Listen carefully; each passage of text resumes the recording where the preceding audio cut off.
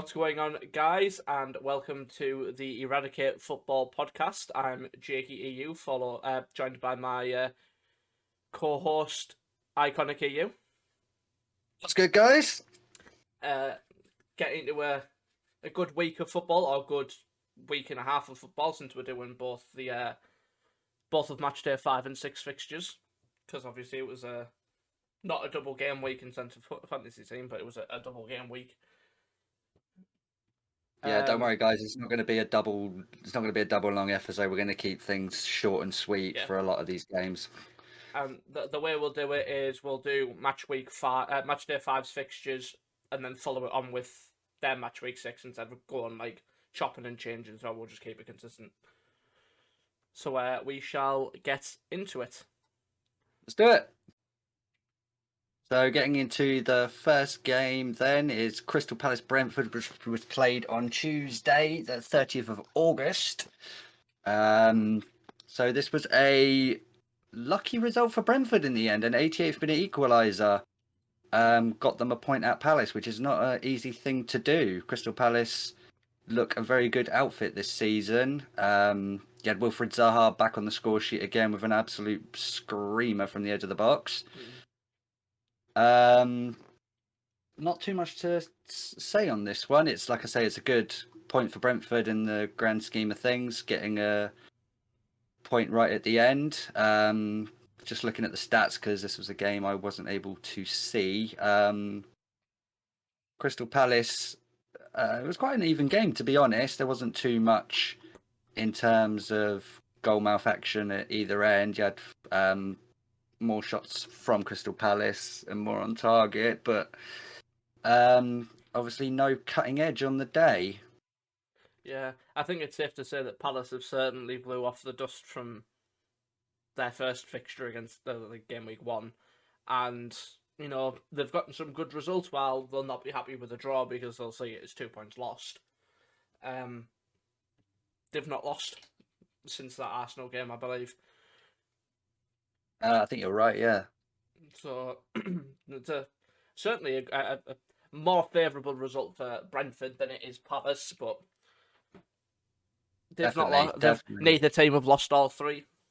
So I think, Again, Brentford just showing, because a lot of people thought that they might just be one season wonders, me possibly included. But they're showing that they are here to stay and they're here to play. Yeah, they don't lie down for any team. No, they are hard to beat, Brentford. But so is Crystal Palace as well. Palace have certainly turned Selhurst Park back into a fortress that they wanted. And it's good to see Nathaniel Klein getting some more minutes. Obviously, ex-Liverpool player was looked highly at Liverpool, but injuries were his downfall. Certainly that back injury before he left, but it's good to see him getting some game time. It's good to see Zaha back on the score sheet. This is the Zaha that, while his career may not have panned out the way he would have thought of being at Palace as long as he has, he's certainly putting the consistent performances to show that he can hang it with the big boys. Yeah, this is the Zaha, that Crystal Palace fans want to see, because they know. Well, we all know how good Wilfried Zaha can be. He got the move to United for a reason. It just didn't pan out for him. Yeah. Goes back to Palace, and he's just been a consistently good player for them. I mean, whether or not he might not be on the score sheet every week, he's still involved in a lot of the good things Palace do. And it seems like Patrick Vieira sees him as like his, not main man as such, but he is his go-to. Yeah. So Wilfried Zaha happy, Crystal Palace fans happy. Obviously won't be happy with the 2 drop points right at the end, but I'd still see that as a good point, to be honest, because I think going into it, Crystal Palace would have seen it as a game they could win, but they probably would have took a point before the start of play. Yeah. But so good result I will say round. For Brentford though, David Raya keeping the goals out, while yes. He's showing why he's their number one. He's keeping new boy Thomas Strakosha out between the sticks. So can't really complain if you're a Brentford fan. He's doing his job and he's doing it well. Absolutely. But I think we will move on because, like I said, there's not much we can really comment on this game. I don't think either of us watched it, and No. a 1-1 was the end result. But we shall move on to their next game, which was away at Newcastle. We will follow it on. Yeah, and this one was a much crazier game from what I heard. This one was a 0-0 and another point for Palace, but this was one that this could have been a 3-3. Like, there were chances for both teams. Both teams played attacking, expansive football and wanted to attack each other, and the ball just wouldn't go in the back of the net for either of them at the end of things. But there was one massive moment in the game that we do need to speak about. It's probably the biggest moment. One of the biggest moments of this weekend, which was the Newcastle disallowed goal. I've heard a lot about this. I heard it was an offside. Was it? No, it was a foul. So basically, right. Newcastle had a corner. I believe it got flicked on, and one of the Newcastle players is like running in, and he collides with the goalkeeper, but he actually gets pushed by a Crystal Palace player. So the Crystal Palace player pushes him into the goalkeeper, and they collide, and obviously then the ball ends up in the back of the net, and then VAR looked at it for around 5-6 minutes. It took them to come to a decision, and in the end disallowed Newcastle's goal, which for me is just absolutely terrible refereeing, because that's the thing. A lot of blame gets put on VAR as a system, but it's not VAR that's the problem in my eyes. It is the referees making the decisions. The officiating in this league is some of the worst officiating I've seen. We like, as biased as we are because we're English, we love this league. This is the greatest league in our opinion. Yeah, but the officiating doesn't give it a good ground to stand on. It hasn't for a long time now.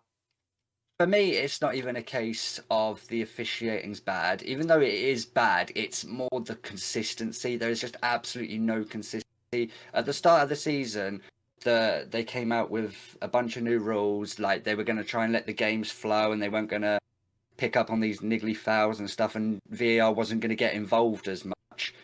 So if VAR isn't going to get involved as much, why is it getting involved as much as it is? Yeah. Like, the referee gave the goal for Newcastle. He saw nothing wrong with it. The linesman saw nothing wrong with it. But if a goal goes in, VAR have to check it. As fair enough, you have to check every goal for a possible offside that they didn't see or anything like that. That's understandable. But then for the person in the VAR hub to then say to the referee, you need to look at this. The idea of VAR is meant to be a clear and obvious error by the referee for VAR to intervene. There was no clear and obvious error from the referee. The referee had a great view of the two players colliding. So the referee obviously saw that as just a coming together, which it was. And there should have been no need for VAR whatsoever. It should have been a goal to Newcastle. They should have picked up 3 points. And Newcastle fans can feel very, very aggrieved about it. It's always that term that we end up coming back to. It's that clear and obvious error.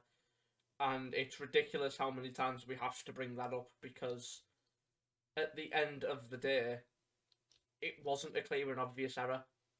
Not at all. At all. The idea of a clear and obvious error is if it's something the referee has missed. Yeah. If his line of sight is blocked and he's missed something, he has a clear line of sight at that incident, so he sees exactly what happened and he knows it. And even then, it's this, they can't re-referee the decision.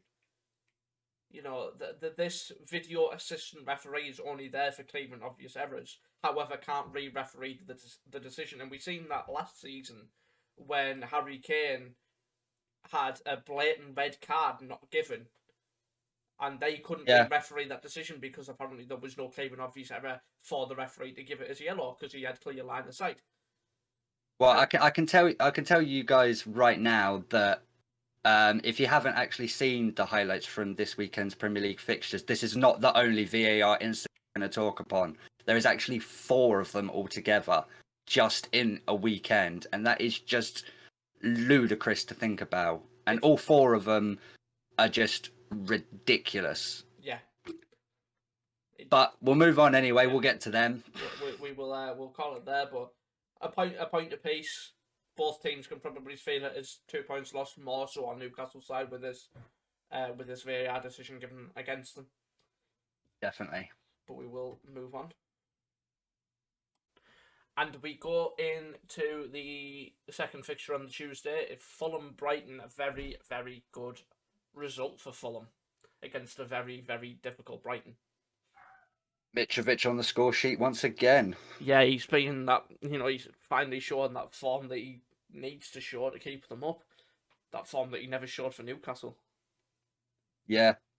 For me, just watching the highlights of this game, this was just a game of missed chances for Brighton. I mean, they absolutely dominated the game. Fulham obviously had a game plan to play on the counter, to try and stretch the pitch as much as possible when they did get the ball. And most importantly, which was the clinical moments, was the set pieces. Yeah.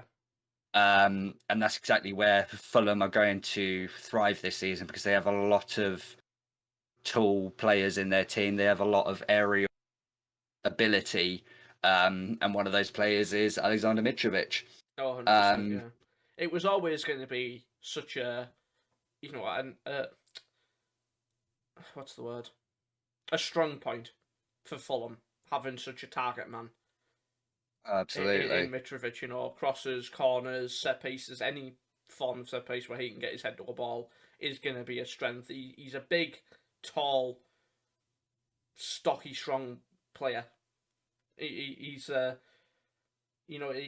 not quite the Haaland stature, but he's a player that defenders don't like coming up against.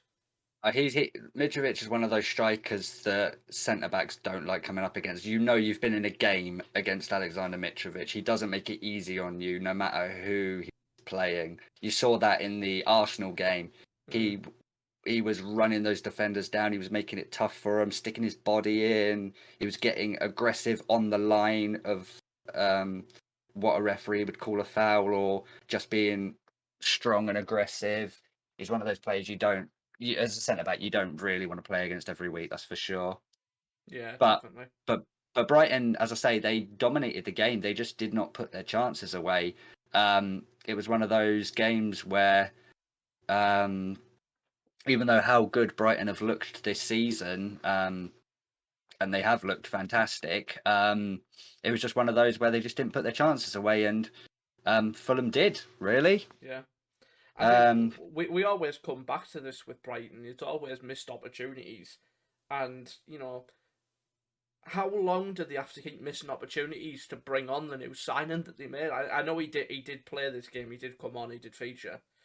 But they've got, Dennis Undav sat on the bench, and he sat on the bench for a lot of the season so far. And he tore it up last season, I think it was 31 goals while he was out on loan.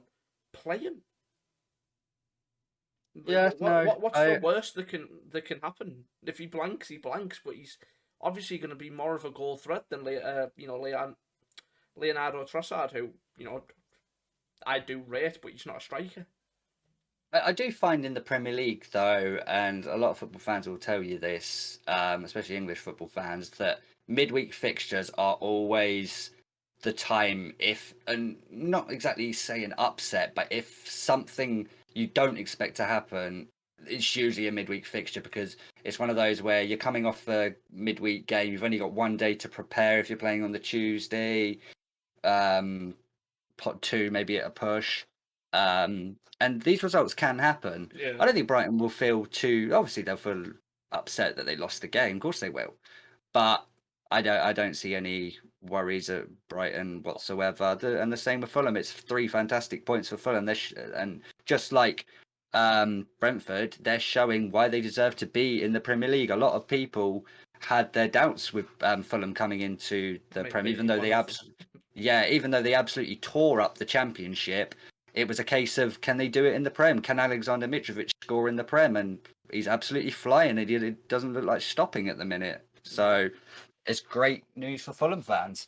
Definitely.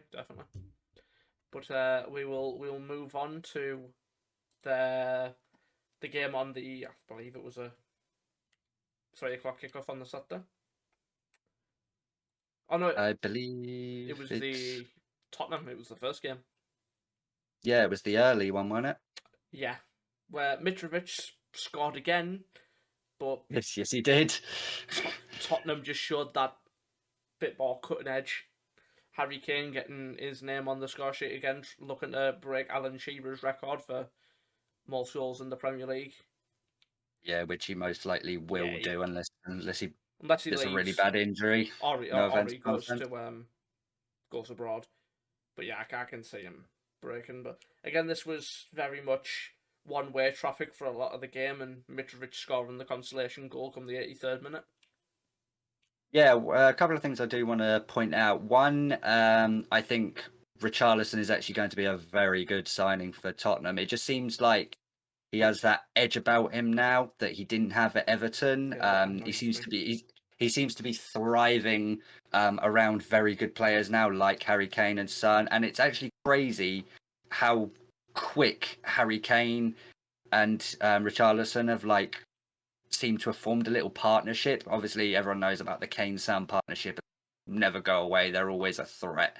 But in a short space of time, it seems like Richarlison and Kane have not so much bonded, but they have an understanding on the football pitch. And that actually helping Kane. I think Kane started off the season very well because of people like Richarlison around him. Kulusevski's not had the greatest start to the season. In terms of, to be fair.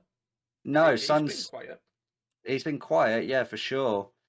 But I think that's why it's good that they have someone like Richarlison, because he brings something different. He brings a bit more aggression to Tottenham for me.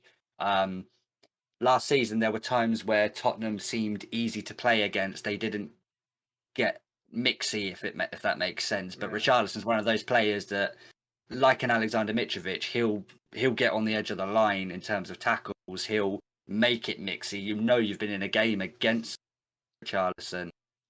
And he makes it difficult for defenders. He's got good pace. He's got good skill. Sometimes he overdoes it with his footwork. We've all seen the video of him doing the skills, and then he gets absolutely hammered. But that's football. Brought a smile on my face. I can't lie. But yeah, I can recognise he is a very good footballer. I just think his attitude and his antics let him down a lot of the time. And his style lets him down a lot of the time.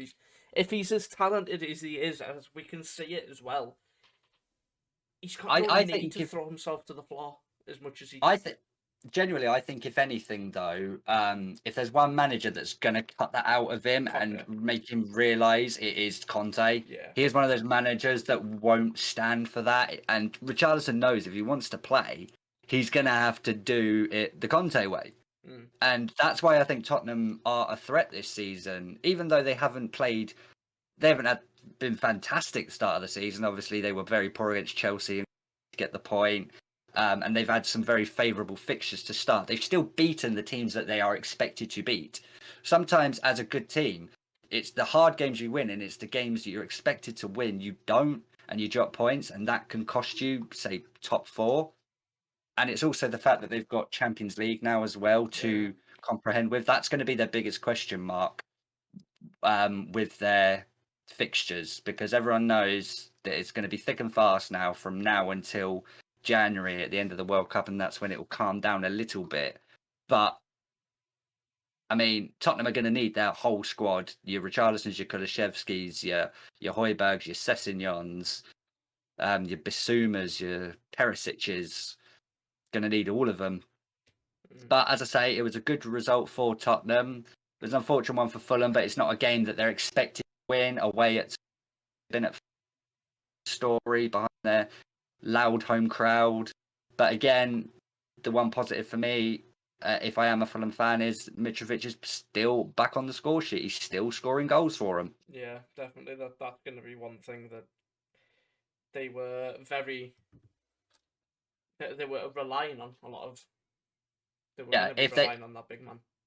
If they want to be far away from the relegation zone when it comes to crunch time, it will be Mitrovic's goals that get them there. There's no doubt about that. Yeah, definitely. But we will move on to the next set of fixtures.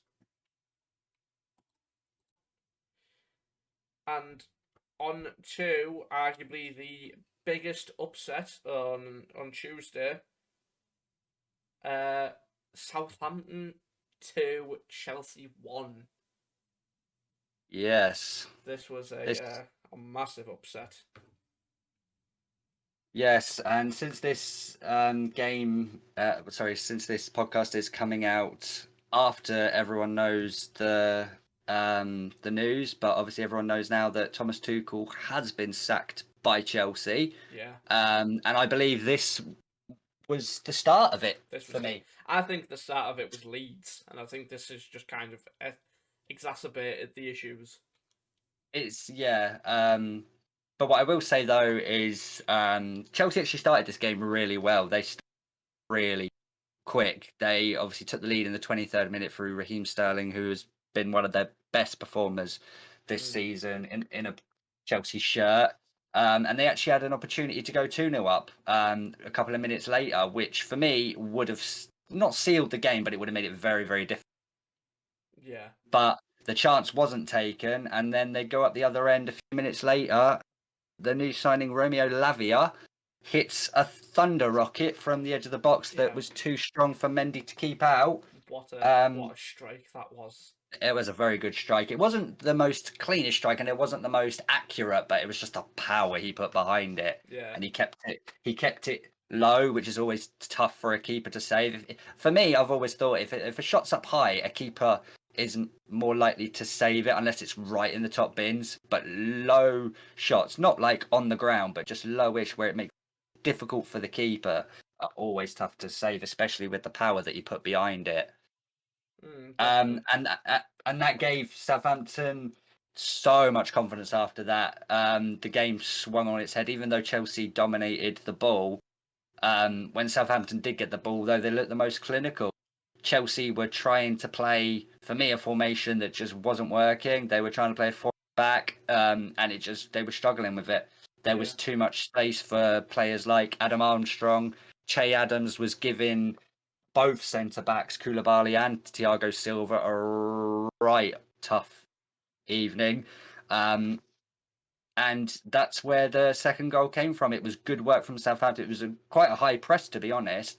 And it was a mistake from a Chelsea player that led to the counter-attack where Adam Armstrong finds the back of the net. It was a lovely pullback from, I can't remember who it was. I think it was Perot. He pulled it back into Adam Armstrong's path. And first time shot that I think took a little deflection, but was definitely going goalwards anyway. And it led to Southampton taking the lead right on the stroke of half time. And as we all know, that is the worst time to concede a goal. Yeah, definitely. I think if you look at that Chelsea team of how they've set up, if they have set up in a diamond 4-2-2, you can't have a midfield consisting of Jorginho and Ruben Loftus-Cheek. No, for me, it was just more a case of the space they left because they obviously wanted to play out wide still. So he was trying to play a 4 at the back, but like a 5, and it just didn't work. So you had Cucurella pushing all the way up near like Kai Havertz and Mason Mount, trying to form like a triangle on the left-hand side. And then that just left space. It just left so much space when the ball broke down, and they just don't have a clinical edge at the minute, Chelsea. So when the ball inevitably did break down, Southampton have the players and the pace to trouble them, and that's exactly what they did. Because a lot of the times, you had Koulibaly that was sort of coming into the midfield area to make it like a 3 and leaving Thiago Silva on, and that just spelt trouble. Yeah. But in the second half, what I will say though is that they did switch it up and they did go back to a 5 at the back. They made a couple of subs. They took off Loftus-Cheek and they took off Azpilicueta, and they tried to mix it up into a 5 again, and they did dominate most of the game, Chelsea, but Southampton just stayed strong. The resilience was crazy in that second half because Chelsea did come on very strong in that second half. I will give them their dues. They didn't lie down, obviously. They gave it a go, Chelsea, but Southampton as a team were just absolutely solid. Shout outs to Diallo and that Bella Kotchap again. He was fantastic once again, showing what a great signing he's been for the Saints. Him and Salisu have formed a very good partnership in defence. They definitely have. And that Bazunu in goal. Yeah, I was just about to mention him. He looks like a right talent. I imagine a lot of Irish. He is Irish, isn't he? I think so, yeah. Yeah, a lot of Irish people will be. They've got some good up and coming goalkeepers. They've got both him and Kevin Kelleher. Yes, yeah, I totally agree. And yeah, he is Irish. Yeah, I thought he was. Yeah.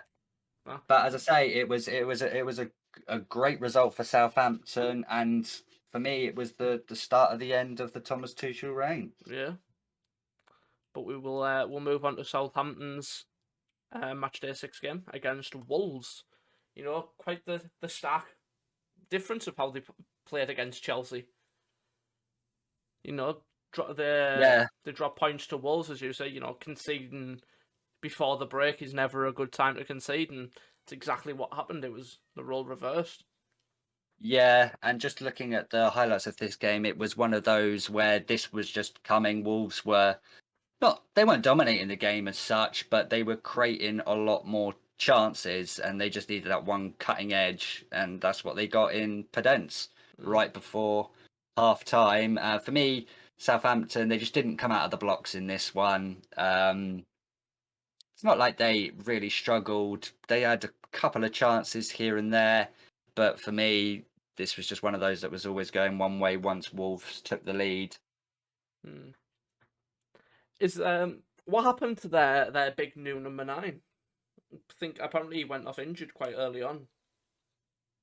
Yes, yeah. Apparently he's caught a really bad injury, and apparently Diego Costa is now trialing for Wolves after being granted his work visa, because initially his work visa was rejected, so he couldn't get into the country. But now he is at Wolves and he's trialing. I believe today he's doing his trial. He was having his medical today.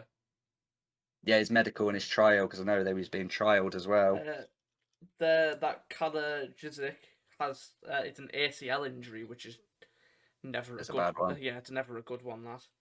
No, definitely not.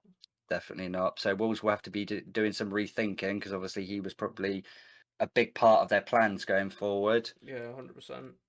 But a good 3 points. Yeah, 100%. For the Foxes. That midfield seems a lot stronger now with their new boy Nunes. Yeah, they've made some very, very good signings. Wolves, big money Portuguese signings, as per usual. Portuguese. I don't know why we call them Wolves. We may as well just call them Portugal's fucking B team. Might as well at this point. Because that's 1, 2, 3, 4, 5, 6, 7. Is Jose Sá Portuguese? He's, isn't he? Or is he Spanish? Yeah. Jose Sá's Portuguese. So that's 8 players, and they're 11, and the bench that were all Portuguese. Yeah. Mental. But very, very good 3 points for Wolves, and ones that, they need to start picking up. The start of the season hasn't been particularly nice to them, only picking up 1 win in 6 games. Yeah, I think that'll be the catalyst now, though, for Wolves to push on after that one. Once they integrate all their new signings and they get their strikers sorted, I think they'll be fine. Yeah, definitely. But not really much we can say for this. It was, I believe it was one of the afternoon, the 3 o'clock kickoffs on the Saturday. Yep. But we'll move on. And it's on to another of the Tuesday fixtures. It's Leeds versus Everton. A goal apiece in this fixture. Yeah. So this one was actually quite a crazy game in terms of the scoreline, because Everton started really strong the first 20 minutes. They came out flying. Anthony Gordon gives them the lead, which was totally against what everyone was expecting. Obviously, Leeds coming off that big win against Chelsea. Would have wanted to push on from that, but a slow start from Leeds, and Everton do end up taking the lead. But from that point on, it was pretty much all Leeds United. They absolutely dominated the possession. They dominated the game pretty much. They had their new boy Luis Sinistera. Gets the equaliser for them. Comes off the bench. No, sorry, he started, didn't he? Yeah, he started that one. And yeah, gets the equaliser for Leeds. And on another day, this could have been 3-4-1 Leeds United. I saw the highlights of this game, and I did end up watching the last 10 minutes of it live. And they brought on Patrick Bamford for the injured Rodrigo, which is a big loss for Leeds United. Looks like a dislocated shoulder, so that'll put him out for a few games. Lucky it's not too crazy of an injury. But obviously getting Patrick Bamford back is never a bad thing. But he did have a great chance in like the 88th minute. And if it would have been a case of if Bamford would have been back for like a couple of weeks with just a little bit of edge about it, the back of the net, and it's one of those that it was easier to score than miss. Sorry, and it was just a mad one. But Everton will be very happy with this point. As I say, Leeds United dominated the game, showed why that they are where they are in the league at the minute. Leeds, they've started off very strong. And as I say, on another day, they could have got 3 or 4. Everton just look a bit too weak at the back. But at the same time, they did do very well to hold on to that point. It was one of those where after like the 60th minute, Lampard sort of set up shop. He had a solid back four that wasn't really moving much. He had Onana just in front of the defence trying to marshal. And they did have a couple of chances on the breakaway, but they didn't really lead to anything. Meslier didn't really have too much to do in the second half. But as a good point for Everton, and Leeds United will definitely see this as 2 points dropped, especially at home. I think Everton's biggest issue at the moment is the fact that they don't have an out-and-out number 9. Oh yeah, absolutely. You know, you've got a rotating front three. You know, I imagine they'll chop and change in game between who occupies that middle slot. But Gordon, Gray, and McNeil aren't exactly the most clinical, and No, they'll certainly be missing having Calvert-Lewin there. definitely will. Definitely will. We'll move on to Leeds' Matchday 6 kickoff, and what a game this was. Yes, this was an absolute banger. 5-2 Brentford. This this comes as a massive response to dropping points against Palace. Yeah, this is how you respond, especially in front of your home fans. There is quite a lot to talk about in this game, so we're going to try and dumb it down as best as possible. But I guess the main thing we need to talk about is the Ivan Toney hat-trick. Yeah, of course, comes after the weekend that I take a lot of my fantasy league team. Always the way. Always the way. But yeah, it was an Ivan Toney hat-trick. He obviously won the penalty to start things off. He ended up taking that initial penalty and scoring it just from some great aggressive play in the box. The ball drops for a 50-50. There, gets out. So that starts Brentford off fantastically. And then the second goal is just an absolute rocket of a free kick. I mean, when you hear Ivan Toney's taking a free kick, you don't think of him as a free kick taker, but he showed he can take a free kick. My God, Meslier just stood still. He took one step to his left. Ivan Toney saw that and he banged it in the top right-hand corner.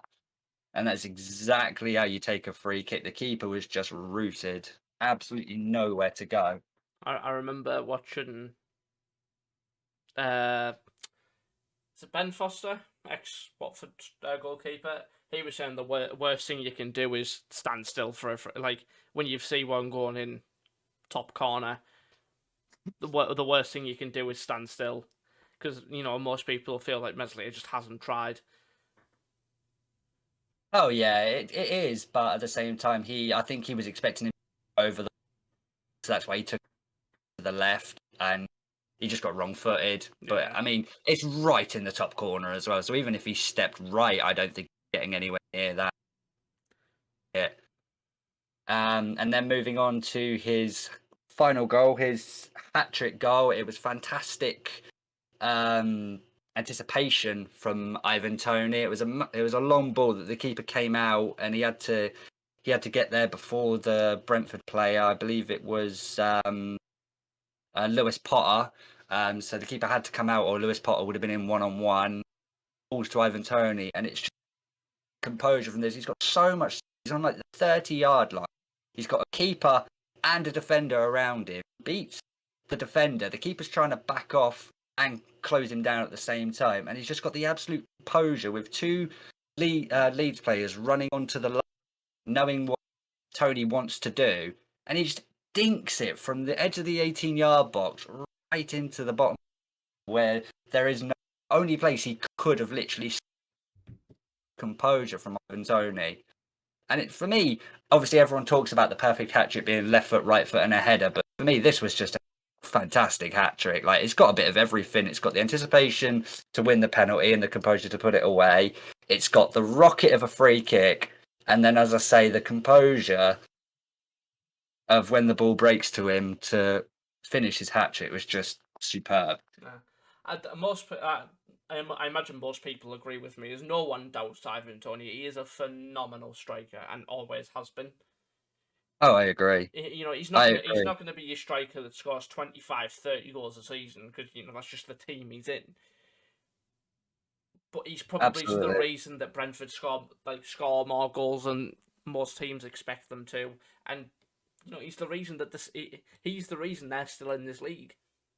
Oh, he does so much for Brentford, not just, as you say, scoring his goals, because he doesn't score every week, but he does so much off the ball. Him and Buemo, they've formed a fantastic partnership that started last season.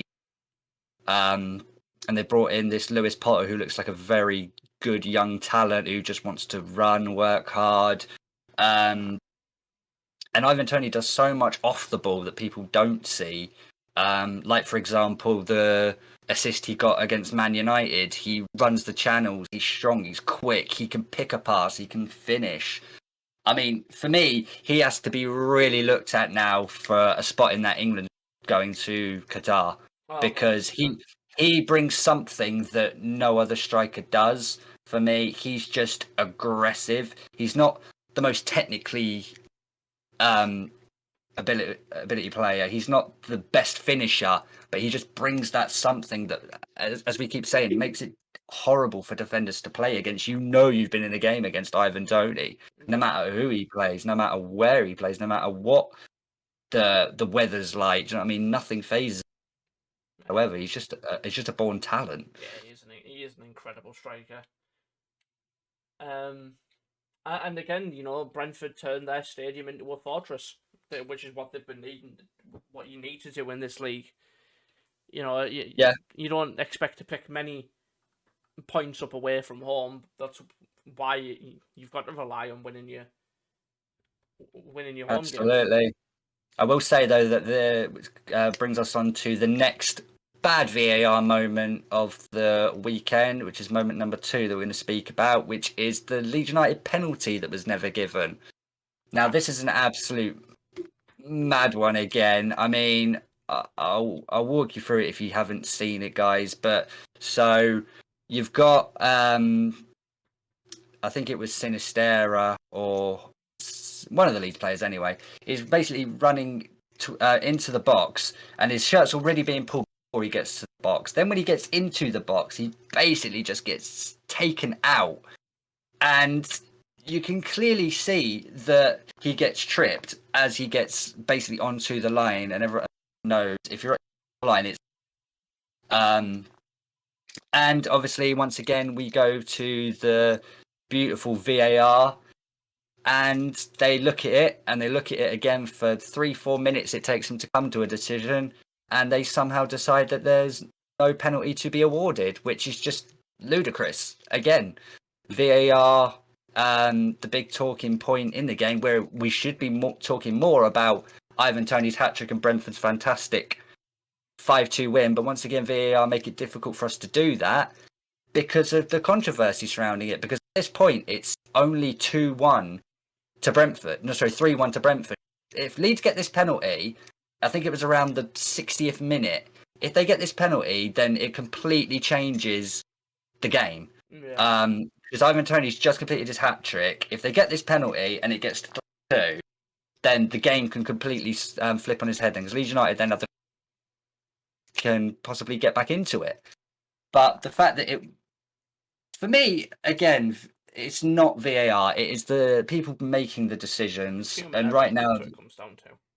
Yeah, but right now that human error is just occurring way too much. These are meant to be professional referees, and right now they're making decisions that are just absolutely ludicrous to me.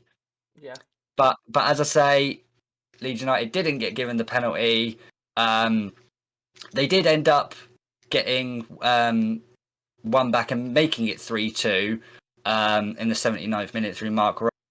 But then basically right from kickoff, which you've just got back into the game, and Mbeumo somehow gets put 1-on-1 after 2 passes. I think it was 2 passes and he was in on goal from the kickoff, and that just can't happen if you're United. You've just got back into the game. You want to stay strong, make it difficult for Brentford, and then when that 4th goal goes in, it's game over at that point. Yeah. I have seen the penalty show just there, and that's stonewall in my opinion. Yeah, it is. It's not even up for debate. Trying to trade shirts with them before it's even on full time. Honestly. But then in the 91st minute, Brentford round off a great day at the office. Johan Wissa pops the ball in the back of the net, and it's a fantastic 5-2 victory for Brentford. And as we say, this could have gone either way at the before the start of kickoff, and it definitely could have gone either way if some decisions had been made differently. It's not VAR's whole fault that Leeds United lost the game. As I say, they did get back in the game and then threw it away within a minute. Yeah. But Leeds United did show good play and good determination. They had something about them in this game. It wasn't just they got absolutely mullered. And it was just a couple of consolation goals. These goals were at the right time for Leeds and could have changed the result. But Brentford were just absolutely clinical on the day, i.e. being Ivan. Yeah. I definitely agree. But we will move on. We will move on.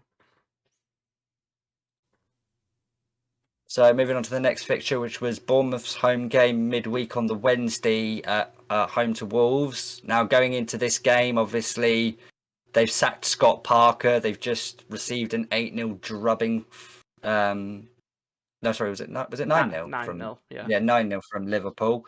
And they're obviously coming into this game low on confidence. And I think everyone expected Wolves to turn them over here. Wolves pretty much dominated the game, but just couldn't break down Bournemouth. It was an actually very good performance in terms of determination. For their caretaker manager, Gary O'Neill has obviously taken charge until they find a replacement for Scott Parker. And for me, it's a fantastic point for Bournemouth, considering everything they've had to put up with for those players through the week. You get into training and you've lost your manager, who had a clear idea of what he wanted to do this season, all because they lost 9-0. I'm not going to go into it too much. I think I'm just going to put it out there that I think it's the most stupidest decision I've ever seen, sacking a manager just because they lost 9-0. Bournemouth had already... Apparently that wasn't the reason. It was... He had made some comments, whether, it was publicly, these comments were made about how he felt he hadn't been backed by the board. He's come up and has only spent, I think, 25 million on signings, and yeah, I get that. I get that, but at the same time, Scott Parker's only literally speaking the truth. He's just speaking the truth. Exactly. He's only speaking the truth. Everyone knows that you need to. Well, you look at Nottingham Forest. Well, they know they need to spend money to compete in the Premier League. And Wolves are going to struggle. Sorry, not Wolves. Bournemouth are going to struggle because of this. But as I say, it's a fantastic result for Bournemouth in the grand scheme of things. It's actually a poor result for Wolves because, as I say, a lot of people expected them to turn Bournemouth over after the week they'd had.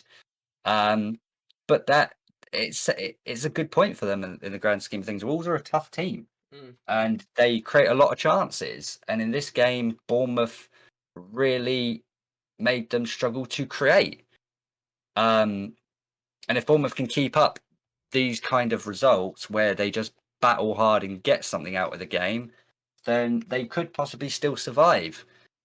For me, Wolves will have definitely seen this as 2 points dropped, but it's a great point for Bournemouth in the grand scheme of things for me. Wolves are definitely. I think it's sad to see the shell that is left of Raul Jimenez as a player, because he's not really been the same since that head injury, which is it's such a shame because he was such a brilliant striker.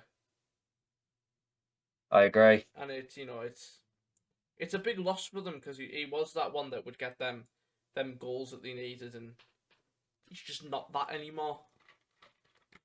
He might still come back. It might just take some time. I mean, he suffered one of the most horrific head injuries I think the Premier League's seen. So it's up there with Petr Cech's.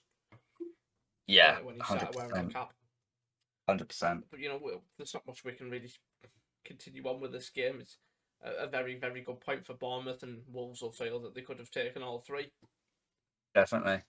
So we'll go on to Bournemouth's weekend fixture, which was quite a humdinger of a game. 3-2 to Nottingham Forest. Yeah, if you want to talk about a game of two halves, this is what it was. But first half, literally, they started strong. They created chances. Chikiate eventually breaks the deadlock in the 33rd minute, and then a penalty is won for Nottingham Forest right on the stroke of half time, and Brennan Johnson calmly puts it away. And at this point, you're thinking this is an easy 3 points for Nottingham. Again, Bournemouth's struggles have been recently, but my God, did they come back, and they came back in a big way. Gary O'Neill showed why he can be a good manager. I don't know if Bournemouth are thinking about Gary O'Neill to take the permanent role as Bournemouth manager, but he made a couple of changes and that completely changed the game. Bournemouth came out absolutely flying in the second half, Billing with an absolute rocket from about 30 yards, firing Bournemouth back into the game, pretty much out of nothing and against the run of play, really. At this point, Forest have come out and they're still playing well, trying to control the game at 2-0 up. And then you have Dominic Solanke, who is another player from one of these promoted teams that if they're going to stay up, he needs to start scoring goals. He scored a lot of goals in the Championship last season. Needs to carry that on into the Premier League because he's never really done it. No. He never cut it for Liverpool, which I always, it was a massive shame because I wanted him to succeed with us. And in the 20-odd performance games that he got with Liverpool, he only scored one goal. And we ended up shipping him off to Bournemouth for 20 million. But I do think he has a bit about him though, Dominic Solanke. He's got the talent. He just doesn't have the what's the word I'm looking for? He can't put it together. He can't apply it. He's got the ability, but he can't apply it on a consistent basis. Yeah, that's the word I was just exactly thinking of, the consistent basis. But in this game, he did perform very well, especially in that second half, and he does end up equalising for them with I believe it was an overhead kick from Dominic Solanke. It takes a big deflection, finding its way into the back of the net, but still an overhead kick nonetheless. Very difficult technique to perform, and it levels up the game. And at this point, then Forest are very worried, and Bournemouth's tails are absolutely up. And then for the last 10 minutes, you have chances at either end. Forest could have easily lead. Bournemouth could have took the lead as well. But then the 87th minute, a massive mistake from, I believe it was Worrell for Nottingham Forest. He has the ball. He's got Solanke pressing him. And he's got to either not line or make sure that pass is harder back to Dean Henderson. And he just underhits it. And it puts Solanke in. And then fair play to Solanke. Any striker could have took that on himself, but he sees Jadon Anthony unmarked box for an easiest tap in and the easiest goal he'll ever score in his life. And Bournemouth hold on for 3 massive points away at Forest. In the grand scheme of things, this is 3 very well, a ton of signings. But Bournemouth come away with all 3 points in a game of really 2 halves, like I say. Yeah, it's definitely, these are the games that Bournemouth are going to need to win if they want to stay up. Definitely. They don't really need to concern themselves with, turning over the likes of a West Ham, the likes of an Everton. No, I'm not an Everton, sorry. The likes of an Arsenal or Tottenham or any of them teams. They just need to concern themselves with winning the games of the teams that are around them. Definitely. And it's still a very big if, but if Bournemouth do survive and stay in the Premier League, this is one of the results they'll look back on and go, that was a moment. Yeah, 100%. That was a moment. This is where they need to kick on and, show that this wasn't just luck, that this comeback wasn't, on a whim. They just need to do these performances week in, week out, and they'll pick up points along the way, whether they be, the odd 0-0, 1-1s, any draws, scraping 1-0 wins against teams around them. That's what they need to do to stay up. They've got to fight, they've got to show hard, they've got to show determination, and they have to work hard. Absolutely. But we will carry on with the next set of fixtures. And it is on to a absolute drumming. Manchester City 6, Nottingham Forest 0. I want to just quickly say, before we properly get into this game, obviously a lot of the thumbnails that have been, that I have made for this have contained Haaland. I want you, the people watching, go down in the comments and put a prediction how many times Haaland is going to feature in one of our thumbnails. Because I don't think there can be a weekend where I leave him out. Yeah, this guy is just... I tweeted absolute cheat code. I mean, another hat trick. He's a robot. He is an absolute... It's just efficient. He is so efficient with the way he plays. I think he's the first player to break 10 goals in the league, I think. And... In a month. In a month, yeah. And do it in less than, I think, 600 minutes. Was something that I read somewhere. It's ludicrous. What makes me laugh, though, is taking us back to the start of the season, that Community Shield where he missed a couple of great chances. Like, he missed that one, and everyone was saying, oh, maybe Haaland can't do it in the big leagues. Maybe he can't do it in the Premier League. Well, he has answered all those questions, and he's done it in emphatic fashion. Oh, yeah. 100%. I mean, we could speak for hours about how good this guy is. Like, we could literally do a whole podcast on how good this guy is. But we're going to stick to the basics here. He gets a hat-trick. He's a machine. He gets a hat-trick in 26 minutes. Yeah, 26 minutes. And then he comes off for Julian Alvarez. No, Alvarez fantastic play. Did he? Yeah, he was the one in behind Haaland. Oh yeah, he came on for De Bruyne. That was the craziest thing. De Bruyne didn't even start. De Bruyne didn't even have to start, man. Like this Pep Guardiola has made a machine of a team right here. But yeah, as I say, Julian Alvarez is another fantastic player. He looks like he's going to be the new Jesus. Haaland's. I'd even go as far as say he could be the next Aguero. He very much could be. He very much could be. But the beauty of Alvarez is when you look at Haaland, you know he's going to play the number 9. He's not going to play out wide. Julian Alvarez can play out wide as well. He can also play in the 10. He can play anywhere across that front 3. Easily. He can play anywhere across that front 3. I remember there was a game before it was announced that he was a City player, and I think he scored like 6 in a game. Yeah, in the league he was in in the before. league he was in, I think in Argentina, he scored 6 in one game. That's just scary for a man his age. Like, what? He's 19, I think, or he's 22. But even then, that's ridiculous. Do you know Pep Guardiola and his scouts have been scouting this guy for 3 years? Like, for 3 years, they knew that this kid was going to be something, and they've just been waiting for the right moment to pick him up. Obviously, they bought him last year and then sent him out on loan.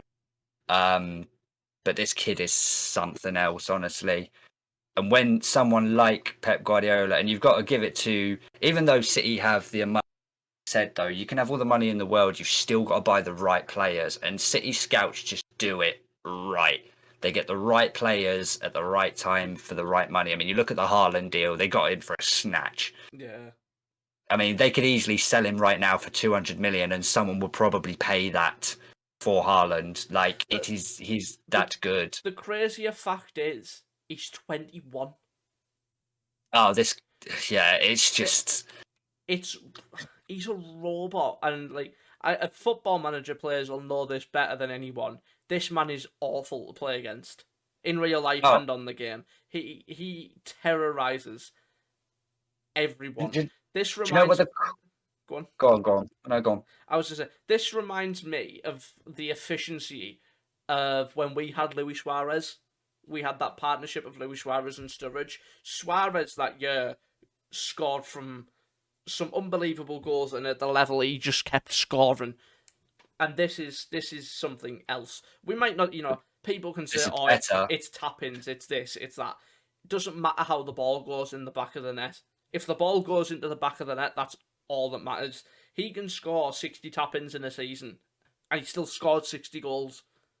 At the end of the day, what people have to realise, though, is he's got a player around him in Kevin De Bruyne that can make it that easy for him. Yeah. Like, the goals he scored for Dortmund, he actually had to do a lot of work to get those goals, and he still did it, and he still got those goals. It's become easier for him now, in a sense. Which is because even scarier. It is, honestly.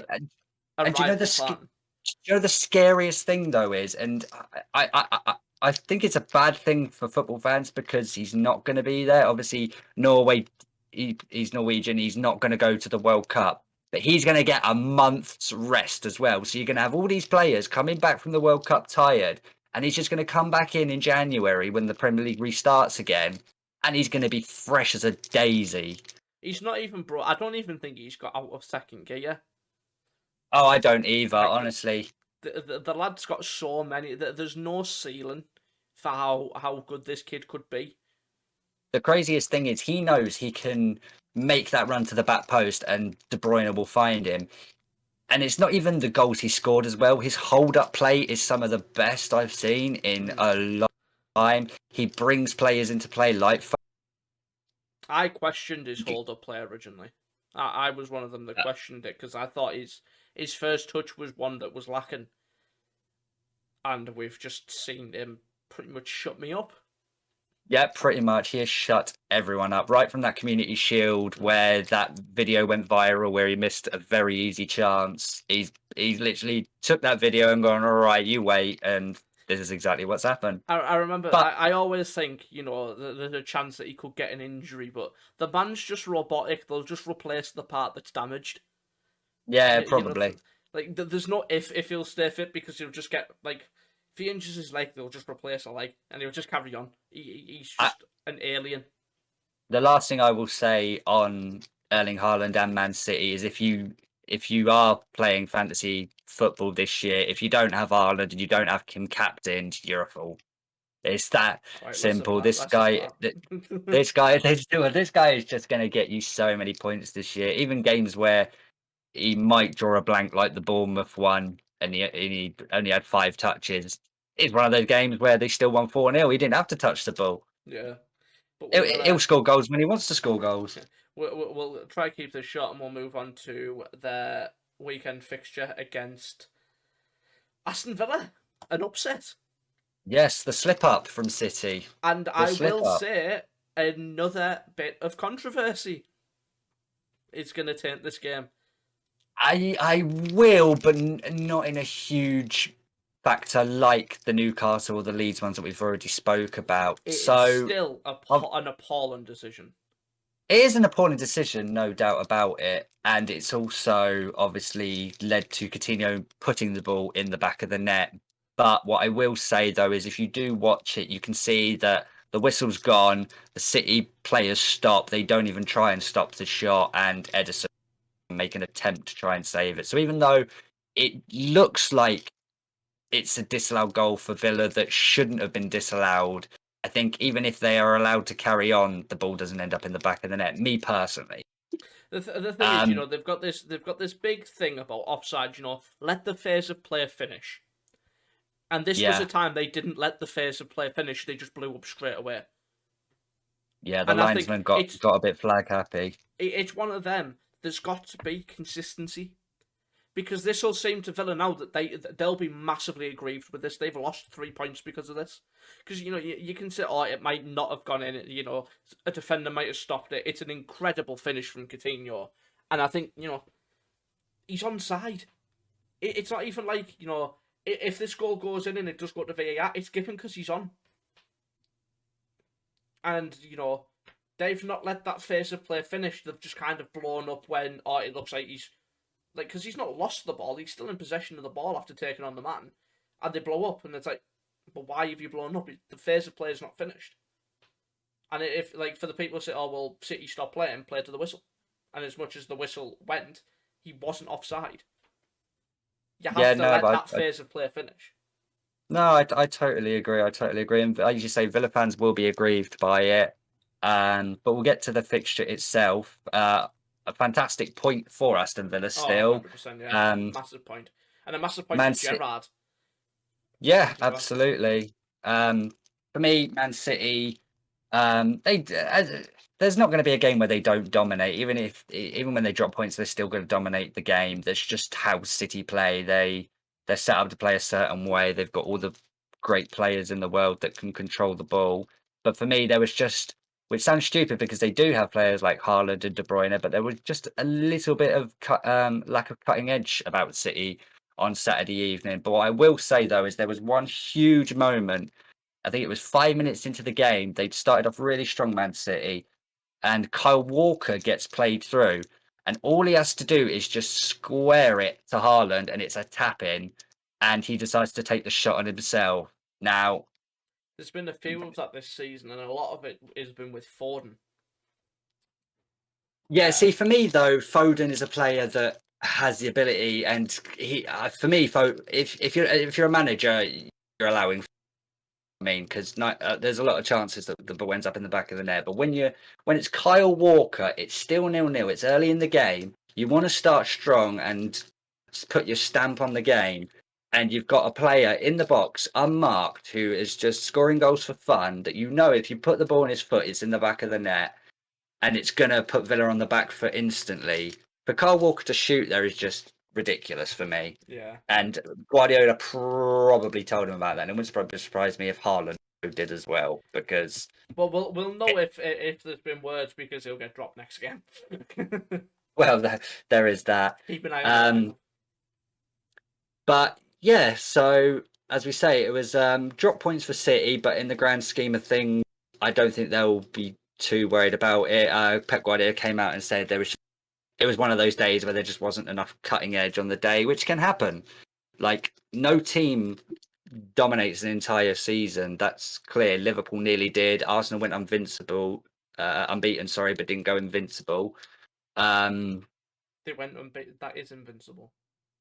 Well, you know what I mean. They didn't win every game. Yeah. They drew about, I think it was 9 or 10 games they drew. They drew yeah. 12. So yeah, but as we say, it was a great point for Villa, and I'm pretty sure City will bounce back fast, because in recent history, when City do drop points and do have a lackluster performance, they usually come back absolutely firing. Yeah. So I feel sorry for whoever they play next, because that'll be an absolute romping. It is Tottenham. So. I feel.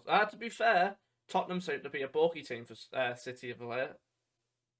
Yeah. There's been a lot of Yeah, it's times going to be where this has been, the team that takes points off City, and it usually ends in a defeat. But we will see. We will see. I think it's Villa will certainly feel aggrieved, but I don't think they'll turn their nose up at a point against a team as good as City. Oh, definitely not. There aren't many teams that are going to take points this year. Newcastle and Villa will be very happy with those points. 100%. But we will move on. And on to another of the midweek fixtures. Arsenal 2, Villa 1. A game where Arsenal certainly controlled the game, I'll say. Yeah. You had the not so much I said not the consolation goal. It was the game that the goal that equalised it. A Douglas Luiz moment of magic where he scored directly from a corner. Yes, the only problem for me though is just like the Leeds one where they back into the game and then a couple of minutes later they let Arsenal retake the lead. Yeah. A very easy goal to stop as well. It was just miscommunication from the back line that led to Martinelli's goal. And Villa will feel very aggrieved by that because, as you say, they got back into the game through a weird goal, but still a great goal at the end of the day. Madness. Yeah. But then at that point, when you're away to Arsenal that are absolutely flying, haven't dropped a point, haven't conceded many goals, you've got to shut up shop at this point. You've got to stay strong. And 3 minutes later, they pay the price. And for me, that's all that's really there to say about this result. It was a dominant from Arsenal with a lack of cutting edge, but other than the Douglas Luiz fluke goal, Villa didn't really create too much or made Arsenal struggle too much in the grand scheme of things. But as I say, for me, you've got to shut up shop. You've got to be strong. Just make it difficult for Arsenal, because at that point, when Aston Villa equalise at the Emirates as well, the Arsenal fans will start thinking, "Oh God, what the hell's going on?" I think simple one for them. This it's kind of been a running theme for Villa this season. They've not really made it difficult for teams. And no, they haven't. I thought they would really kick on under Gerrard, and they just haven't. I think No, I agree. They look like they have 6, only 4 points. They have no backbone for me at the minute, other than the Man City game that we just spoke about, which they did have a backbone. So hopefully that result pushes them on. Yeah. But up until this point, they just look very easy to score against, and Arsenal made them pay. But again, another win for Arsenal that made it 5-5, absolutely flying, top of the league. The Arteta reign is definitely there. Yeah. It's certainly a good 3 points for Arsenal, but we'll move on to quite the opposite on the weekend. Yes. I think this was a game that Arsenal were the better team in, but again, another game that they lacked the cutting edge.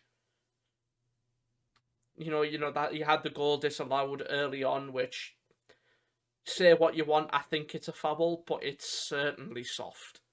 It's a very soft foul, but it is a foul. On another day, it's not given. It's one of those where half the refs give the foul, half the refs let it play on. And obviously Martinelli does score from it, but it does get chalked off for a foul. But I will say, though, they came into that game after that. I think they certainly came into the game after that disallowed, They definitely did. They started slow. They certainly didn't start how I expected them to. But after that, it just seemed to be one-way traffic for a lot of the first half. And, But for me, though, this actually plays into Man United's favour. I've said this to a lot of people. Man United will actually do very well in games like this where they don't have a lot of the ball, because they can hit on the counter, and they've got so many threats on the counter. But it's when Man United have to play like a Southampton, a Brighton, an Everton, Leeds that are going to give them the ball, that's when I think they're going to struggle because the spaces aren't going to be there for players like Marcus Rashford, their new £85 million signing Anthony. The spaces aren't going to be there for them. And for me, that's then going to be the question mark for them. Like, for example, this weekend against Palace, against Palace is more of a question mark for me. And this is more of a challenge than Arsenal. Sounds stupid, but I think Man United will prosper more in games like this. They seem to get their for games and they get their tail up and stay consistent and perform and be clinical against a team like Crystal Palace, because as we all know, Crystal Palace aren't going to give you that many so when you get them, you have to take them. Well, you certainly can say that United took them in this game. You know, Anthony's goal very much against the run of play, but such a clinical finish. Yeah, I don't believe that he's worth the 85 million. I do think that Ajax have pulled United's pants down with that, but if he can do this more consistently, he'll pay them back. He'll prove that the price tag was worth it. And we saw a Rashford double, a man that I have had very high criticism of, and 2 counter-attack goals, as you said, they've been played into their favour. Yeah, as I say, the counter-attack is looking very strong for Man United and Ten Hag this season. That's why they got so much joy against Liverpool. That's why they got so much joy against Arsenal. And they have the defence to be able to cope with it, because you can play counter-attacking football and sit back, but you have to not concede, basically. You have to not let the opposition team have the spaces in behind you and create chances. And with the new partnership of Varane and Martinez, it's the case. They seem like a very strong partnership. Man United was able to soak up the pressure that Arsenal were putting on them, even though they did create chances. There wasn't really clear-cut chances, and then hit them on the counter.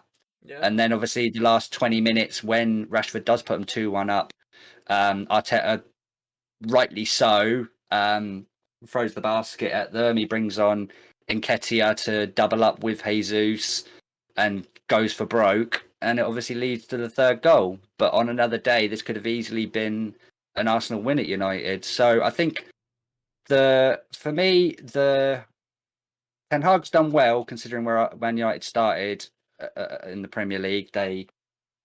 He's obviously steadied the ship now, and he's found a way for them to play. I still think they're a very, very long way off. For me, I'm not completely convinced. As I say, in games like this, when they can counter-attack, they look strong.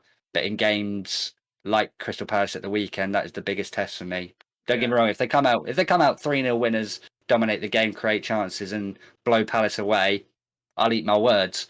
But I'm not 100% convinced right now. And I think on the flip side of things for Arsenal, I think you're fine, Arsenal fans. I think it's one of those where it just didn't go your way today, but you've still got a lot of confidence. You've still got a great manager. You've still got a great squad. And I anticipate you to be not right up there come the end of the season, but you're going to be there or thereabouts. Yeah, 100%. They'll definitely be contenders for a European spot. Oh, 100%. 100%. And if Liverpool don't get their act together, I can see them taking their 2nd place off them. So yeah. But we'll move on. We shall. And moving on to the next midweek fixture, which was the Wednesday evening one. Home to Tottenham Hotspur. Now, going into this game, obviously, West Ham low on confidence. Tottenham flying high, but this was the bounce back for West Ham United. This is the best I've seen us play. Obviously, only picking up a point in this game. First 20 minutes started very ropey. Tottenham dominating the game, as you expect them to do with their confidence. And in the 34th minute, that led to their opener. It was a Thilo Kehrer own goal, but it was one of those where if he doesn't put the net, Heung-min Son is going to do so either way.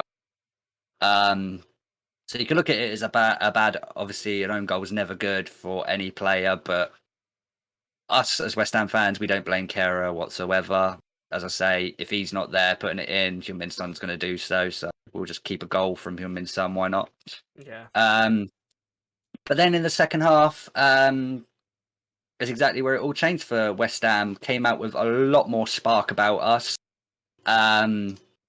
Made a couple of changes. We get to see our new boy Lucas Paqueta come on, and Emerson also came on as well. Emerson actually played very well in this one. Looks like he's starting to get to grips with how David Moyes and West Ham want to play. Obviously, he's got to adapt from playing for Chelsea for so long.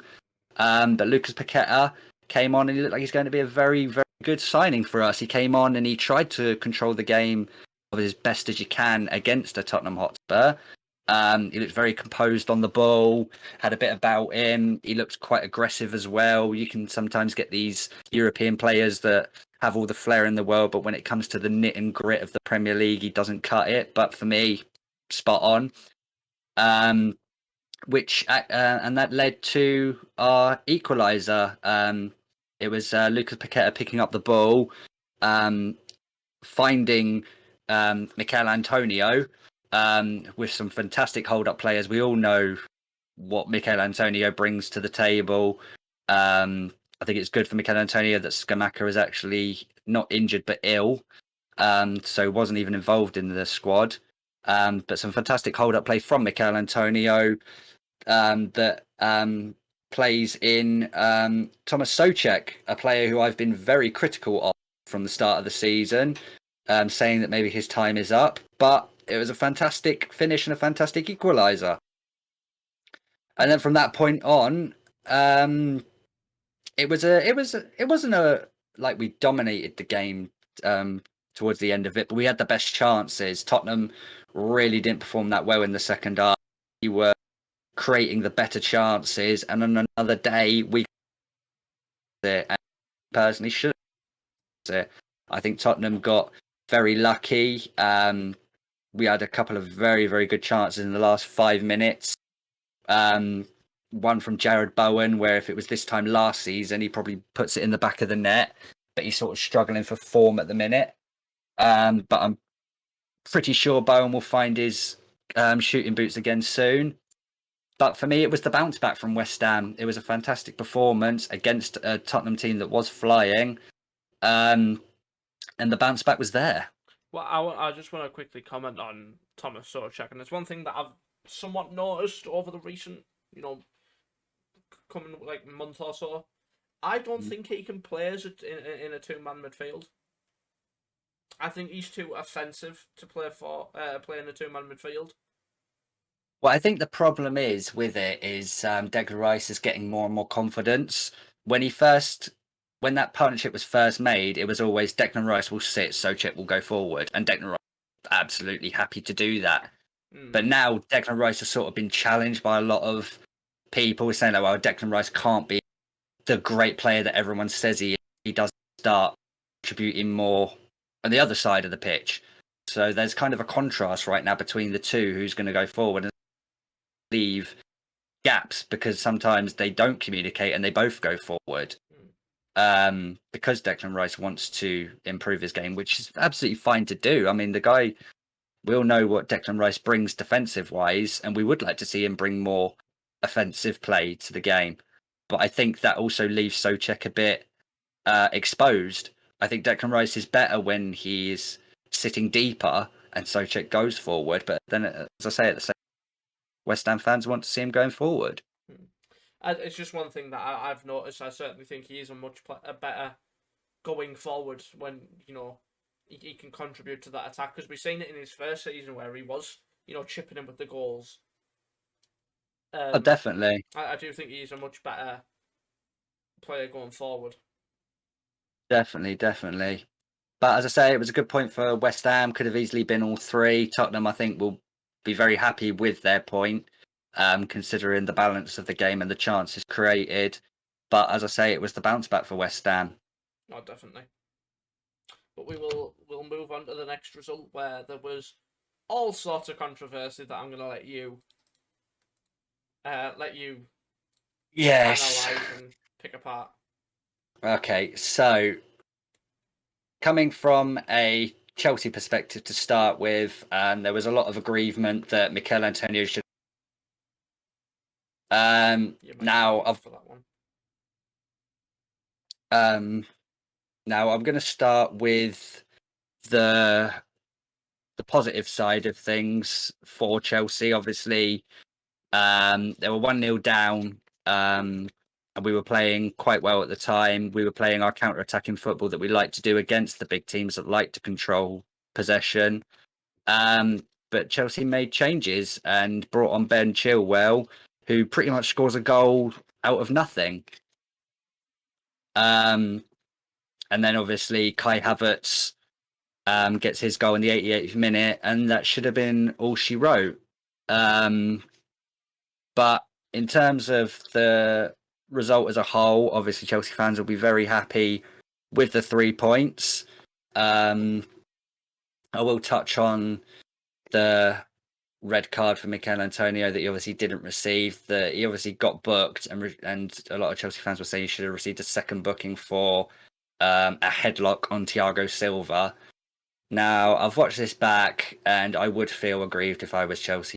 I think Mikel Antonio probably should have seen red for this. But I think it's one of those where Mikel Antonio, you know what you're going to get with Mikel Antonio. He's going to battle you. He's going to make it difficult. And it's one of those where Mikel Antonio does put his arm around the head of Thiago Silva, but Thiago Silva's also got a hold of his shirt. It's one of those where if it would have gone to VAR and Mikel Antonio would have seen red for it, I wouldn't have been surprised. But at the same time, I'm not surprised that he didn't see red. But unfortunately, that was not the biggest controversy of the game. And that comes in literally the last minute of the game.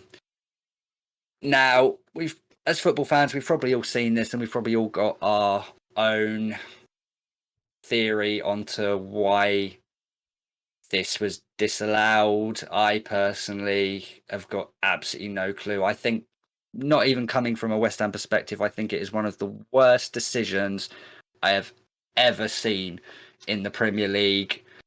Just to give you guys a bit of context, so a ball's played through to Jared Bowen. Mendy's come out to smother him. Bowen gets there first. Mendy gets there first and he spills it. Bowen, at this point, he's got absolutely nowhere to go. So he just jumps over him. Mendy then feels a little touch from Jared Bowen. No one knows whether it did actually hurt him or not. But he's writhing down in pain because he knows that he spilled it and he knows the ball is falling at Cornet's feet.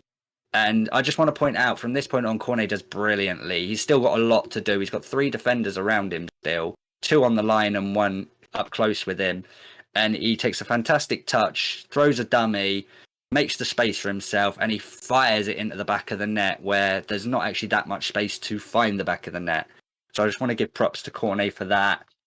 West Ham players obviously go mad. The West Ham fans are going mad, think they've equalised.